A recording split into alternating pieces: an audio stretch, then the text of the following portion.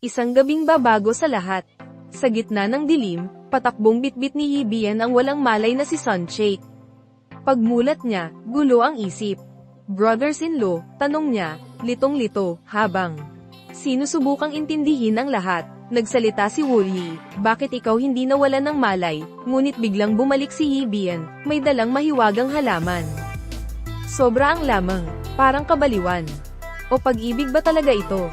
Para kay Wooly, ito'y tadhana, sunod-sunod. Ang gulo. Nahulog si Sunshake sa mga bisig ni Sugayam, at sa gitna ng gabi ng mga pusong nagmamahalan, gulat ang lahat ng hawakan ni Yibian ang kamay ni Sunshake at sabihing, pakasalan mo ako, pero sandali lang, may sunog. Sigaw, takot. Pangalan ni Sunshake, isinisigaw ni Yibian, pag-ibig. Ba ito o pagkabaliw? Alin ang totoo? At sino ang pipiliin ni Sunshake? Kapag lahat ay nasusunog, huwag palampasin ang susunod na episode, isang plot twist na hindi mo inaasahan.